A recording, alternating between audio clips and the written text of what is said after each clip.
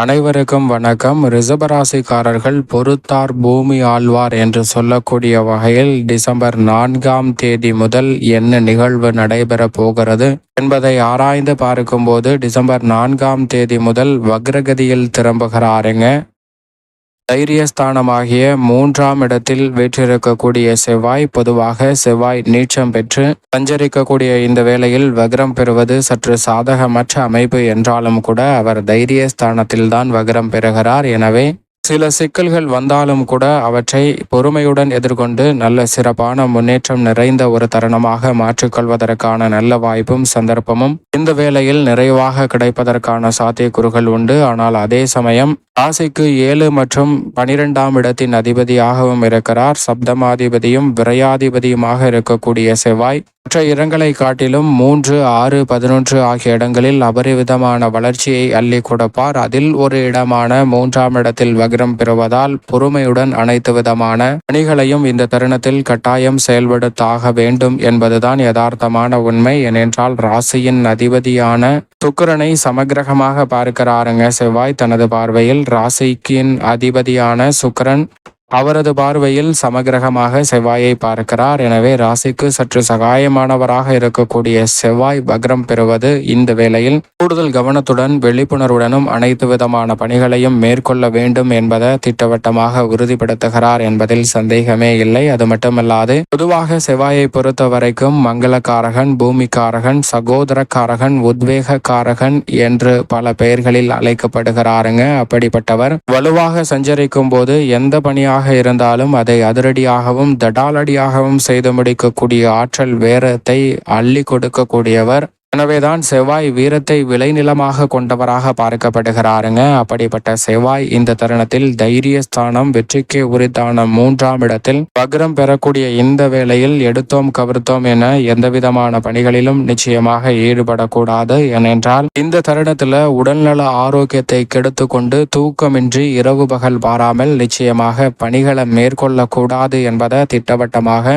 உறுதிப்படுத்துகிறாருங்க செவ்வாய். பொறுத்தார் பூமி ஆழ்வார் என்று சொல்லக்கூடிய வகையில் பொறுமையுடன் அனைத்து விதமான பணிகளையும் செய்யுங்கள். சற்று பொறுமையாக நெதுமாக நடைபெற்றாலும் கூட அவை நேர்த்தியாகவும் நல்ல வளர்ச்சியையும் பெற்றுத்தரக்கூடிய வாய்ப்பையும் சந்தர்ப்பத்தையும் உருவாக்கி கொடுக்குங்க. எனவே இந்த வேளையில் நன்கு திட்டமிட்டு செயல்பட்டால் போதும் மிகப்பெரிய அளவிலான நல்ல வாய்ப்புகளும் முன்னேற்றமும் தாமாகவே உங்களை தேடி வருவதற்கான நல்ல சந்தர்ப்பம் நிச்சயமாக ரிஷபராசிக்காரர்களுக்கு உருவாக்கி கொடுப்பாருங்க செவ்வாய். எனவே செவ்வாயை பொறுத்த வரைக்கும் இந்த தருணத்தில் வக்ரம் பெறுவது சற்று சாதகமற்ற அமைப்பு என்றாலும் கூட பெரும்பாலும் தைரியஸ்தானத்தில் இருப்பதால் நிச்சயமாக காரிய வெற்றி உண்டு. காரிய வெற்றியில் தடை ஏற்படாது. ஆனால் அதை முடிக்கக்கூடிய வழியில் சில சிக்கல்களை, சிரமங்களை அதிகமாக சந்திக்க வேண்டிய சூழல் உண்டு என்பதுதான் யதார்த்தமான உண்மை. ஏனென்றால் நவகிரகங்களிலேயே குரு மற்றும் சனிக்கு அடுத்தபடியாக அதிக சக்தி பெற்ற, ஆற்றல் பெற்ற ஒருவர் என்று சொன்னால் அது நிச்சயமாக செவ்வாய் என்று சொல்லிவிடலாம். ஏனென்றால்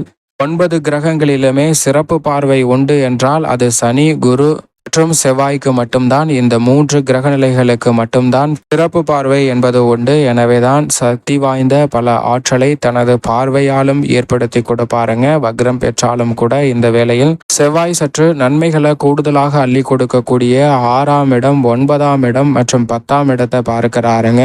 வக்ரம் பெற்று 6ஆம் இடத்தை பார்ப்பதால் ஆரோக்கியம் சார்ந்த விஷயங்களில் சற்று கூடுதல் கவனத்துடனும் விழிப்புணர்வுடனும் இருக்க வேண்டிய ஒரு தருணமாக பார்க்கப்படுகிறது. இந்த தருணத்தில் எதிரிகள் கூட நண்பர்களாக மாறக்கூடிய வகையில் பல பணிகளை திறன்பட செய்வதற்கான நல்ல வாய்ப்பு நிச்சயம் நிறைவாக கிடைக்க போகிறது. சரியாக பயன்படுத்தி கொள்ளுங்கள். அதோடு மட்டுமல்லாது இந்த வேளையில் பாக்கியஸ்தானத்தை பார்ப்பதால் பல்வேறு வகையான மங்களகரமான சுப நிகழ்வுகள் நினைத்தபடியே சிறப்பாக செய்து முடிக்கக்கூடிய நல்ல வாய்ப்பும் யோகமும் நிறைவாக கிடைக்கிறது. நீங்கள் திட்டமிடுதலை காட்டிலும் பல அதிரடியான மாற்றத்தையும் சிறப்பான வளர்ச்சியையும் சந்திக்கக்கூடிய வகையில் நல்ல வாய்ப்புகளை நிறைவாக அள்ளி கொடுக்க போகிறார். எனவே சரியாக பயன்படுத்திக் கொள்ளுங்கள். அதோடு மட்டுமல்லாது கர்மஸ்தானம் என்று சொல்லக்கூடிய 10ஆம் இடத்தை பார்ப்பதால் தொழில், வியாபாரம், உத்தியோக ரீதியான பணிகளிலும் சிறப்பான வளர்ச்சியை சந்திக்கக்கூடிய வகையில் நல்ல மாற்றமும் முன்னேற்றமும் நிறைவாக பெறக்கூடிய வாய்ப்புகளை உருவாக்கி கொடுக்க போகிறாருங்க. நீங்கள் சந்திக்கக்கூடிய தடை தாமதங்கள் விலகி மிக சிறப்பான முன்னேற்ற வாய்ப்புகளை நிறைவாக சந்திப்பதற்கான